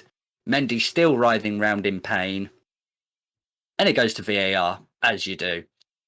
They look at it, they look at it, they look at it, and they look at it again. And they come to the decision that Bowen fouled Mendy in the build-up to that goal. Now, everyone's going to have their own thoughts on whether or not this goal should have been disallowed. I'm not just coming at this from a West Ham perspective, I'm coming at this from a football perspective. And we have seen that exact moment probably played out over 100, maybe 1,000 times in the Premier League, where it's a 50-50 ball to be won at the end of the day. Bowen has every right to go for that ball. It's not like he kicked him in the head. It's not like he kicked him after he jumped over him. It's not like he stamped on him. He tries to jump over him and he accidentally catches him, maybe slightly, if anything. You've seen the incident. But Mendy makes the most of it, and it plays right into VAR's hand. And Chelsea get the decision. The goal is disallowed. I certainly think with him reacting the way he did, that's what's right. If he doesn't react and he just gets up, the goal probably doesn't happen if he just gets back up. And it's certainly the writhing around. It's the reaction that warrants the VAR check. I've seen it. I have 100%. My opinion. It's never a foul. It brings it back to this whole thing that now contact is a foul. Any contact is a foul, and it's just wrong. There's minimal contact, and there's not warrant enough for his reaction to roll around in pain. It's a tap 100%. at most. He's playing on it. He's playing on the fact that he's spilt the ball. Yeah. And I mean, I have Chelsea fans as friends, and even all of them, and these are some diehard Chelsea fans as well. That 9 times out of 10, they'll say, "Oh no, their team's favour." Even they said that West Ham got robbed today, and maybe it's a bit of karma on Chelsea's side for the Tottenham one. Some people have been saying and stuff, but at the end of the day, I mean, it's just looks so bad on VAR because it's come out now that the day after, on the Sunday, the PG MOL got asked by the Premier League to review both the Newcastle and the West Ham decisions, and the PGMOL, who run VAR, both came back and said that both decisions were wrong. Both goals should have stood. There was nothing wrong with either goal whatsoever. And when you have something like that, the problem is, yeah, well done. The PGMOL have now come out and said it was the wrong decision, but they're not doing anything about it. It's not like they're saying, "Oh, yeah, you can't change the result." So, okay, great. You've made us celebrate that you now know that our decision was going to change in the future. That doesn't help us right now. Yeah. And this will be missed out on, yeah, that was just to say, if you then go on to miss out on Europe, you'll look back at these results where you'll feel hard done by because they've gotten it wrong. Absolutely. Now, don't get me wrong. West Ham actually played really well in this game and shouldn't have let Chelsea back into the game whatsoever. Like I said, the Ben Chilwell goal was out of absolutely nothing. He came on and he got to a ball that he should have never latched onto, and all the West Ham defenders stopped thinking it's going to go out, and he somehow managed to get it in at a ridiculously impossible angle through Fabianski's legs, and that just led to Chelsea's comeback. From at that point, Chelsea didn't even look like coming back into the game. They were struggling. We were defending well. Chelsea were controlling the ball, but without really creating anything at all. And then it just leads to all this controversy. I think. But what I will say, I was just saying, but what I will say though is, obviously it's 3 points for Chelsea, but West Ham fans can feel very happy with their team's performance again. It's another game where they should have got something from it. They're playing all these tough teams now. They're playing them tough, and I think West Ham fans can be very happy with what they've seen in the last few games now. It looks like the West Ham have finally got their mojo back under David Moyes, but you just can't take it away. It's one of those where we're talking about VAR again, and that shouldn't be the case. I think most people will probably say, "Well, that's 1-1 for the Antonio," because I've just looked up what happened with Antonio, and it is a foul. He probably should see red for it, with a second yellow, and it doesn't get looked at because you can't referee a decision for a yellow card unless you're overturning a red. But then I know there'll be a lot of Chelsea fans that might not have seen the highlights of this and will listen to this podcast and think, "Oh, well, West Ham, that's karma for West Ham." But there was actually another moment in the game where Reece James actually kicks out at Mikel Antonio right on the thigh, and it's been circulating through social media. And that could be seen as a clear red card straight away. If VAR look at that, but VAR don't look at that for some reason. And again, it just comes down to the consistency. Yeah, there is no consistency with VAR, and it just lets down the league. It lets down each team that have a decision go against them. It's not. That's the thing. It's not even letting down the teams. It's letting down the fans right now, because all we want is to watch a game of football that doesn't have 5-minute delays, doesn't have lots of controversy. Like, yeah, years ago when there was no VAR, there was, but it was understandable because things happen so fast. But right now, VAR have the opportunity to split-second point moments. Like, they can draw the lines, they can look at these moments, they're watching the whole game, and they can go back and look at any decision they want, and they're still getting it wrong. And you just wonder who is in charge right now of VAR. Changes are they going to make? Because, as I say, it's not VAR change, it's the people that are running it and the people that are making the problem. Yeah. But as I say, 3 points for Chelsea. Congratulations to them. I mean, it's it's one of those. Chelsea fans will take it all day long, obviously. West Ham fans, like myself, feel very aggrieved. Hopefully we won't have any more controversy like this again. But we will move on. Yeah, we shall. Right, and it's on to one of the second last fixture on Wednesday. It's Liverpool 2, Newcastle 1, in a game where there are a lot of, another moment of controversy. You've got Isaac's goal, which was disallowed, in my opinion, wrongfully disallowed.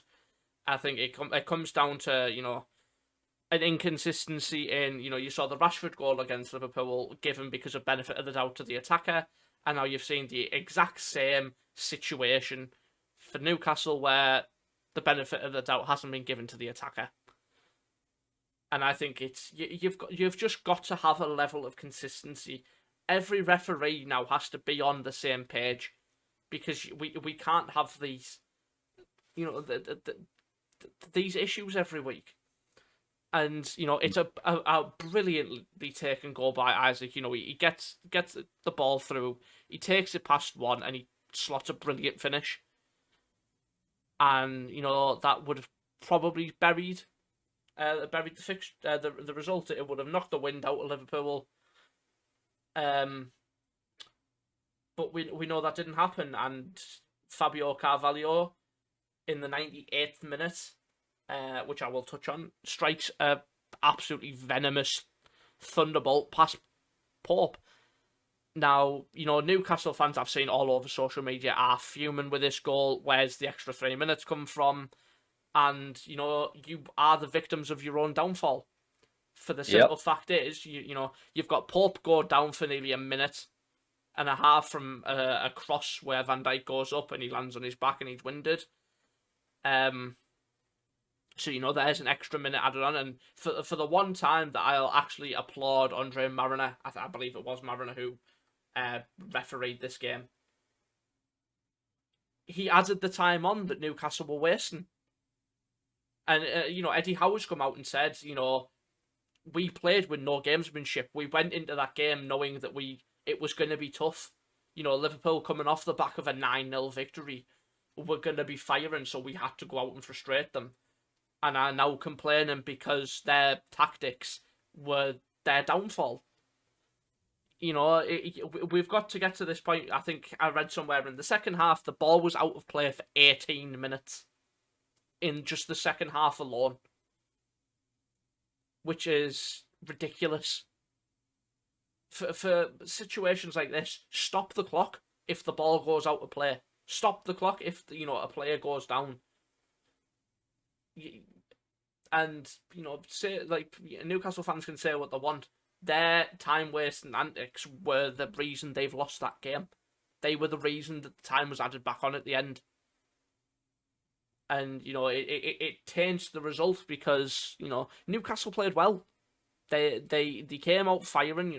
They did what they could with the ball. It was always going to be a game that Liverpool dominated in possession because we were at home.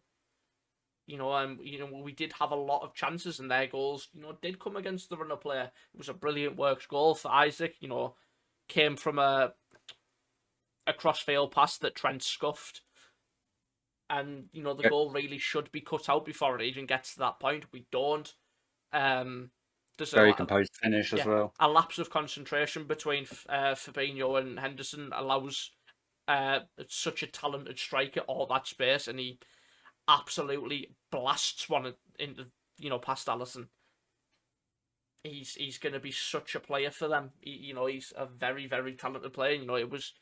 It came out before the game that they didn't know whether he was going to play or not because of visa issues, and he did. He was a menace all game. He ran our defenders ragged when he could. But it all comes down to that moment of controversy where Newcastle fans feel hard done by. They feel they should have got a point. And for me, it all comes down to obviously, as you said, Isaac. They didn't know if Isaac was going to play. As soon as Isaac does come off for Newcastle, that's when the game completely changed on its head. They were definitely not the same team without him. And it's incredible how much a player can impact a team when he's not there. Yeah, I agree. But it's again, it's just one of them where Newcastle fans can feel aggrieved, but it was the only thing I think they can feel hard done by far is Isaac's second, which in my opinion was wrongfully chalked off. Yeah. But do you want to add anything, or shall we move on to the Merseyside derby? Well, we can move on. I think you've touched pretty much everything. Yeah. All right. So on to the first match of Saturday. It was a high-flying Merseyside derby. Which Indeed, it was. It was. I watched the whole game. It was, Liverpool, in my opinion, dominated. I think, there'll be question marks whether Conor Cody's goal should have been disallowed. In my opinion, I don't think we needed VAR to see that was offside. Yeah, me too. He was offside. People say, "Oh, there's an angle where he looks onside, and there's an angle where you can see he's blatantly off."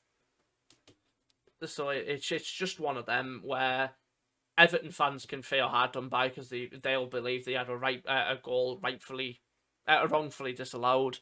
But what I do want to call plaudits to one Everton player, and that is Jordan Pickford. Yes, it was the Pickford masterclass. What a performance after so far a quite disappointing start to the season from the Mackham. We know Pickford has that in his locker, though. He's certainly got it in his locker. It just had to be this game that it decided to come out. Yeah. He'll certainly be trying to keep his name in the hat for Qatar. I personally don't think he should be taken because he's proved over time and time again that he's got an error in him, and we've seen that all season. But this game was vintage Pickford. He's definitely going to go to Qatar. It's just whether or not he is the number one when it comes to Qatar. I mean, there's Pope, Henderson, and Pickford. So, yeah. But this was a game where there was woodwork hit several times. You had the Núñez effort that Pickford palmed onto had fingertips onto, and it hit the bar, which I think I would have screamed at if it went in. Yeah, it was a great chance. Effort. And then great effort, but what a save. And then in the same phase of play, you see Luis Diaz strike the inside of the post, but it's just not inside enough to direct it in, and it goes out. And then you had Salah in the second half hit the post from a Pickford save again. Yeah, it was just. But then you also had in the first half, you had Tom Davies hitting the post from an outside of the foot attempt that. Yeah. And another day could have just nestled in that top corner. And I think then you've got the biggest chance of the game comes for Everton. Neil Maupay, one-on-one, practically. Yep. And he just hits it straight at Alisson. And it's always been that topic of discussion for Maupay is whether he can be clinical. And he wasn't today. Honestly, the crazy thing for me in this game is if you're a football fan and you haven't seen the game or the highlights and you at the stats, you think, okay, this is 2 points drop for Liverpool, but for me, this is actually a fair result on the balance of the whole game. Personally, I say a point is definitely fair. They do deserve the point. There is one moment of controversy that I think we have different opinions on, is whether Van Dijk should have seen red. Yeah, see, I think he should see red for this, and I'll tell you for why. See, I'll tell you for why I think he should see red, because the ball is gone. And his foot is very, very. If you look at it, I know when you look at things in slow motion, they make it seem worse. But for me, obviously, he's not going in with any malice. But it's just the angle of his foot. You can see where the studs make contact, and it's above the boot. And for me, if 9 times out of 10, I honestly believe that is a red card. I think it's just this one time where Van Dijk just gets away with a booking. Apparently VAR did look at it and decided that the yellow card was the right decision. But again, we say that word again, consistency. For me, I think you've seen that in the Premier League before, challenges like that where players seem red and VAR have intervened as that's a card. I generally believe it's one of those challenges where it will split the divide 50-50. You'll have tons of people that will think it's a red card and tons of people that think it's yellow. Yeah, I think with my opinion, because my opinion obviously differs, I think, it is a hard challenge, and he hasn't gone in with any malice, and I think the only thing that really saves him is the fact he's gone in with no momentum. He was stationary when the tackle. Yes, it's high, and I think VAR said that it's the fact that if it's any higher, it's a red because that's where the contact is, where the force is applied, and it's the fact that it's gone down the ankle onto the foot and that's where the force has been applied. That's what saved him. And any other day, we could see a red for that challenge. I think a yellow is the right decision. I think if he goes in with force, if that's a tackle that he's flown into, then he'll see red. But I think because it's a stationary tackle, and it's on the foot, it's at border on the foot just below the ankle. That's what's probably saved him. The contact being on the instep. Quite possibly, but as I say, it's one of those where It'll split opinions. It will definitely split opinions for sure. Yeah, 100%. But again, as a Liverpool fan, I can certainly take this as 2 points lost because of the chances we've had and the amount of saves Pickford made. But a 0-0 is probably a fair result, with the goal being disallowed, which, again, correctly disallowed in my opinion. Yeah, I think a point apiece is a fair result in the grand scheme of things. I also just want to add that Graham Potter has taken over Chelsea. Off topic, but I'm just saying. Yeah, I expected that. Yeah, and Lallana will take over for time being. But we will move on to the last fixture of the weekend, or the midweek, and it's on to the last result of the midweek and weekend fixtures. It's Leicester versus Man United. It's a 1-0 to United in a game that could have gone either way. Yes, it definitely could have. I think this is one of those results that Leicester will look back on and be very aggrieved by because they started very slow. Man United came out the blocks hot, and Leicester just looked all over the place the first 20 minutes, and that's where the goal came from. It's one of those where they'll look back on and they'll be analysing this just to show how not to defend in the Premier League, basically, for me. They parted like the Red Sea. The defence looked all over the place, and that's what led to Sancho's goal. There was a possible call for offside, but he was nowhere near offside. It was the correct decision, and Sancho gave Manchester United the lead. But from that point on, it seemed to wake Leicester up. Yeah. And Leicester played very well in this game. Man United, after that, didn't really create anything to speak about. And Leicester were banging on the door of Man United from that moment on till the end of the game, where obviously Man United do hold on and do pick up the 3 points. But Leicester had chances. They had some half-decent chances. It was one of those where there wasn't a real clear-cut chance for Leicester. And it was one of those where if you're a Man United fan, you see your defence performing like this, you'll be very happy because they did perform well because they had a lot to deal with against Leicester. But it's one of those where Leicester will feel very aggrieved about because they could have easily picked up a point, maybe even 3. Because, as I say, Man United started strong, but then as soon as they took the lead, it flipped. And it flipped, and it stayed flipped till the end of the game, really. Man United whistle. Yeah. I think it's a performance that Leicester will certainly look back at and think, do you know what, like, after the goal goes in, the reaction will hopefully spur them on. But they showed a lot of heart for sure. I think their biggest issue at the minute is the fact that they can't play Ndidi in midfield at the minute. Because, I think into this game they started Ndidi in defence. I don't know why, because they had Söyüncü sat on the bench. I don't know what's gone on with Söyüncü, whether, he's just not fit. Yeah.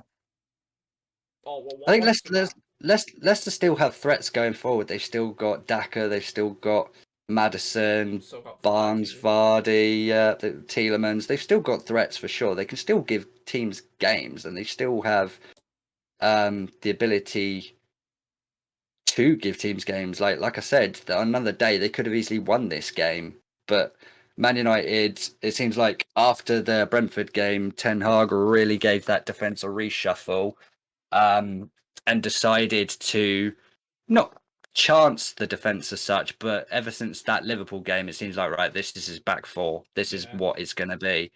And other than injuries, I don't see anyone breaking this back four because it looks solid.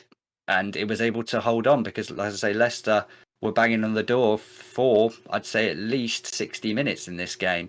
It's interesting the fact that Christian Eriksen and Scott McTominay are keeping Casemiro out the side. At the moment, yes. At the moment, yes. But it seems like one of those where Ten Hag doesn't want to rush. Well, that and he doesn't want to change a winning side. For me, Ten Hag is one of those people that if it's not broken, don't fix it. Yeah, 100%. But it was certainly a good result for Manchester United. You know, it takes them into, I believe it would have taken them into 5th. And certainly it's a good result. Performance-wise, maybe not so much as they did seem to turn off after the goal went in, but you know that they stayed strong, they weathered the storm, and they walk away with 3 points. Absolutely, I think as well they might have also had one eye on the game before the Arsenal one. Yeah, obviously that's a huge game coming up at the weekend, and that's what I mean by because obviously this is on the Thursday evening, so they've literally only got one day to prepare for Arsenal. It's always tough when there's midweek fixtures if you're chosen for the Thursday kickoff because there's only one day you can play, and that's Sunday. Well, I suppose you can play on a Monday if Europe to worry about. Yeah. This is the problem at the minute. There's so many games that need to be played that they just have to play them. Simple as. It's what you're paid to do. Definitely. But we'll move on to the very, very last fixture, which was, I believe, another absolute humdinger.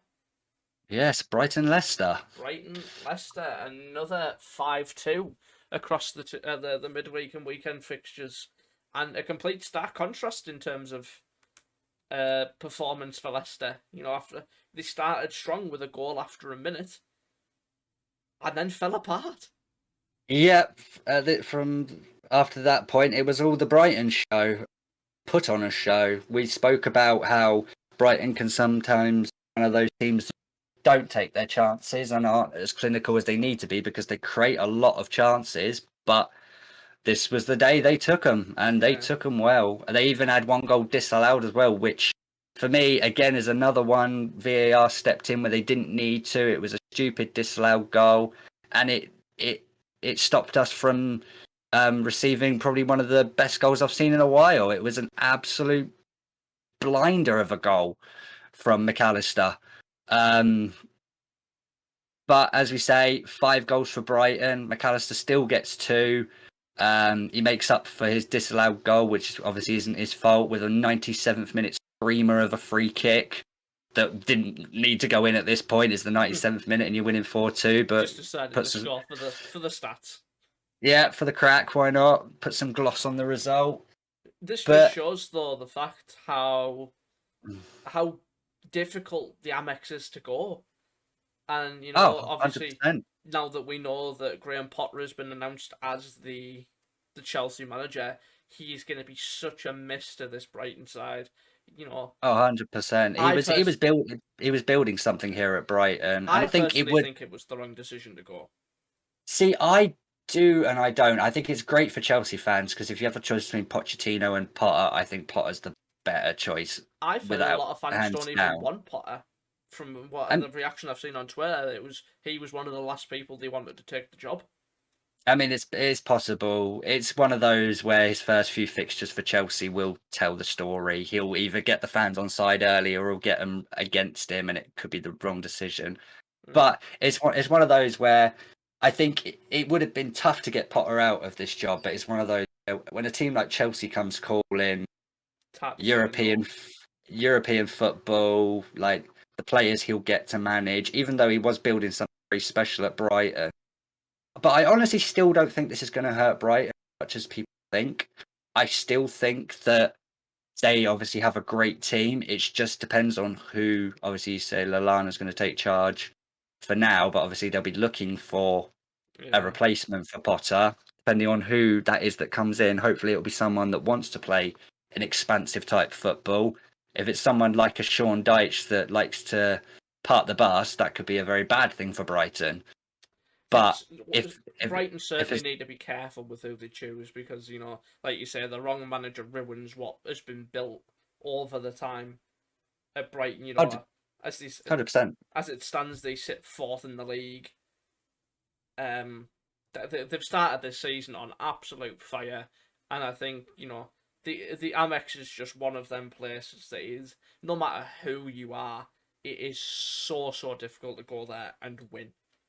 There are a lot of managers out there that will be jumping at the chance to take the Brighton job. Oh, 100%. 100%. 100%.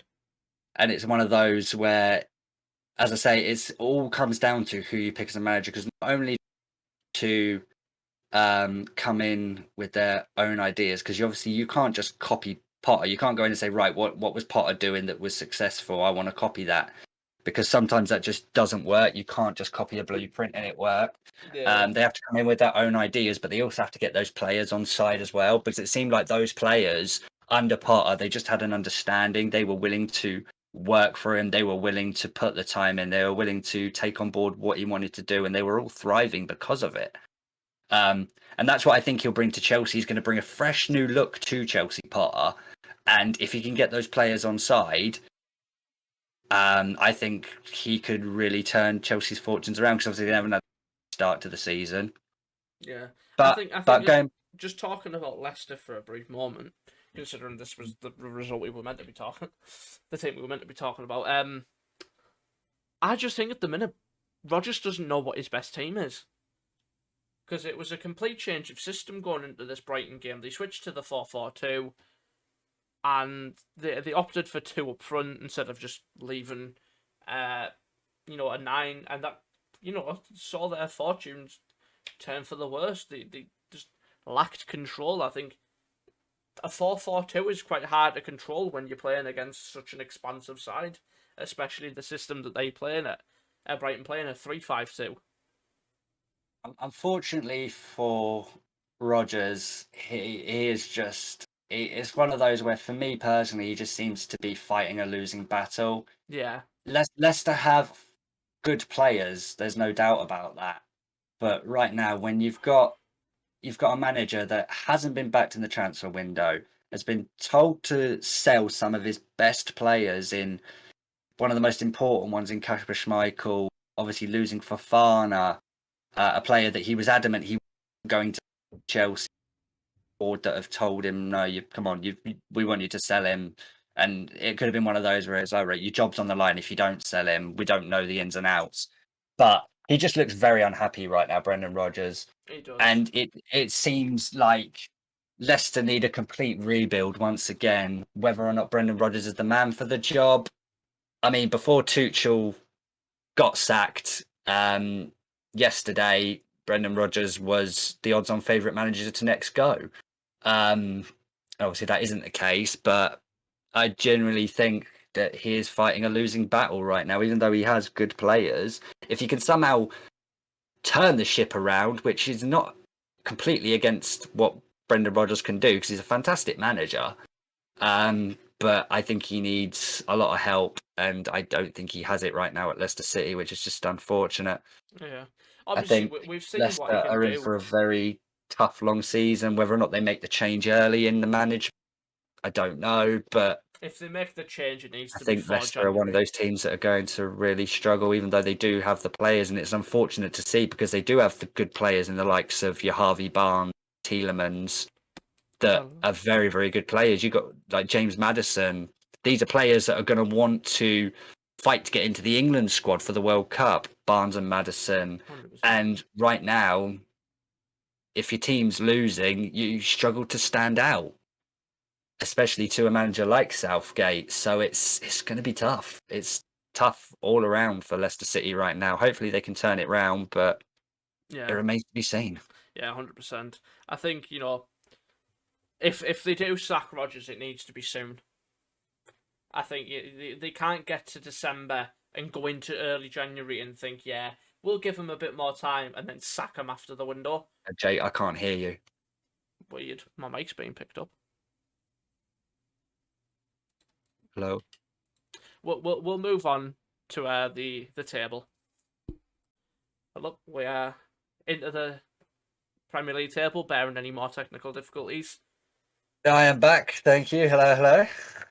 Yeah, we'll just give a brief rundown of the Premier League as it stands after 6 fixtures. We'll go from bottom to top. Ended off with who's leading the table. In the relegation zone, we see Leicester, Forest, and West Ham. I think Leicester are in big trouble. Yep, we already touched on that basically, but yeah, they are in big trouble. Forest, I do think fortunes will come good. I think that result against Bournemouth they can kind of brush over. Oh yeah, definitely. I think Forest will be fine.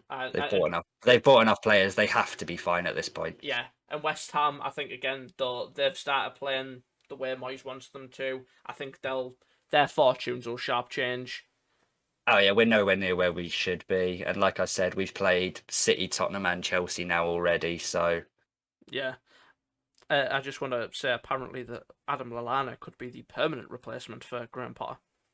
Oh, there you go. So that's an interesting one. But carrying on, we've got Villa, Everton, and Palace round out. So the rest of them teams that would be in a relegation battle. Villa, I think they'll kick on from this City result. Taking a point off that well-oiled machine. Possibly. Everton still yet to pick up a win. 4 draws and two losses. I think I would start to worry if I was an Everton fan that I hadn't picked up. We're one of 2 teams that haven't won a game in this league as it stands. But whatever happens, I think they will start picking up points more consistently. I do think they'll be in and around this place at the end of the season. And yeah, Palace have had a mixed bag of results. They've dropped a lot of points, but I think the performances they can kind of look at and be happy about because they've kind of brushed off the City result and the Arsenal result. They just need to start winning them games and carrying on with how good we know they can play. Yeah, I agree. I don't think we need to go through every single individual team. Just a case. The big ones, as you can see, though, Fulham and Brentford. Not Brentford, sorry, Bournemouth. Very high up in the table. Not places I'd expect both of them to be so far. Yeah, there's kind of a makeshift table if you look at it, to be honest. It's definitely. Not where everyone expects teams to be after 6 games, but obviously there's been a few shock results recently, so it's understandable why the table lies as it is. One thing I do want to point out, obviously Brighton in fourth place. They've done brilliantly so far. Yeah, they really have done, absolutely flying high. The only blemish on their record being the result against Fulham. But yeah, Brighton sitting 4th at the minute. Will they stay there after losing Potter? We shall see. Tottenham obviously in 3rd place, doing very well. Man City in 2nd, expected obviously to be 1st, but just above them with. Oh yeah, that'll come, not a problem. And obviously Arsenal in 1st place. Obviously looking down the table a little bit, you've got Liverpool in 7th, not the greatest start ever for Liverpool, obviously. Hoping will come good soon. That is the hope. The hope of all Liverpool fans, I am sure. Newcastle in 11th after picking up 4 draws. That's not worrying for them because the building blocks are there. They just need to start putting this more consistently. Taking a point off City, taking points there. Picking up points along the way. They just need to start turning them into wins. They don't want to be a team that come at the end of the season have 20 odd draws and. Oh, definitely not. But yeah, so that is going to do it, guys, for match weeks 5 and 6. Apologies about the long episode, but obviously we've got to get the midweek fixtures in there as well. We hope we've covered everything sufficiently for you guys. And if you have managed to make it to the end of the video, props to you. Yep. And we will see you next week for another round of analysing the midweek fixtures. So, don't forget. We won't actually. We will see you next for the rundown on the entire transfer window. That is right. We're going to be doing a special, myself and Jakey, on the transfer window as a whole. We're going to be taking apart all 20 Premier League clubs' transfers. We're going to look at the signings they made, whether or not we think they're going to be good signings or bad signings. We're going to rate the teams from A+ to an F. On how the whole transfer window has gone for them. Obviously, some teams speak for themselves, but some have been quite surprising. Yeah. And it's the perfect time to do it. Yeah, indeed. But, don't forget to like and subscribe and comment, since we're doing the transfer special, comment your opinions on the signings, give them a rating yourself. Absolutely. And make sure you follow us on our social medias at Eradicate Esports on Twitter for all the up-to-date info from the organisation and for the podcast itself. Yep. So thank you so much for watching. Yeah, we will see or you, listening. We'll see you for the transfer special. Absolutely. Take it easy, guys. Peace.